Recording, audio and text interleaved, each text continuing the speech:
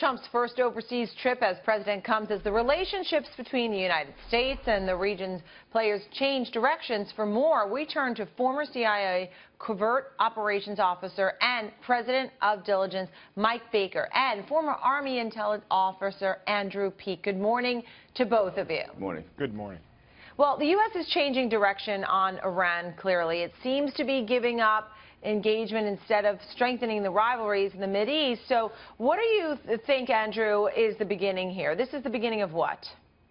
Well, I think this is the beginning of upholding the traditional balance of power in the Middle East that the president and others have seen as atrophying over the past 10 years. You know, things like the Iranian nuclear deal, the outreach to Iran's allies, particularly Assad before the civil war, had deeply rattled the Israelis and the Saudis and have made them worried about their ability to push back against Iranian dominance of the Middle East.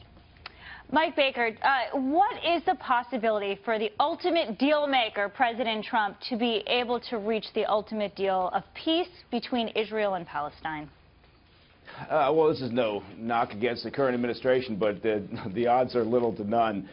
Look, this is sort of that holy grail that every administration reaches for, is, you know, peace between, you know, in the Middle East. And you know, I think it's important for them to make some effort, but I think they need to be pragmatic about it and not get bogged down in sort of another round where it's not really going anywhere because you don't have two willing partners, and you've got a segment of the Middle East that finds it advantageous to not have peace in that sense. I wanted to ask you both, what did you think of President Trump's speech, a little backing off of Islamic extremism? Can you each give me a thought on the speech? Andrew, you first.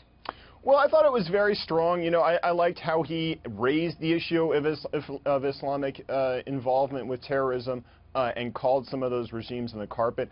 I did think there was a miss in the fact that the president never really asked where this terrorism was coming from. You know, both he and Rex Tillerson earlier had said, we're not going to get involved with how you worship, the type of domestic regime you have, but clearly there's some relationship between the fact that there's no democracies in the Middle East, really no liberal states at all, and the Middle East is the only region that's producing Islamic terrorism. So I think there were some good messages, but also some questions that were unanswered. And Mike, let's quickly get your response to that same question.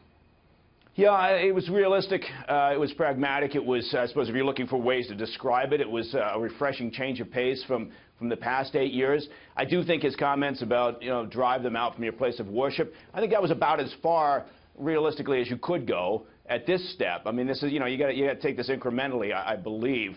But I think that it signals a shift. I don't think they're completely abandoning the idea of working with Iran, but at the same time, I think the pivot, it makes sense, and I agree with Andrew. This is all about a traditional balance of power there. All right, Andrew, Mike, thank you both so much. Sure. Thank you.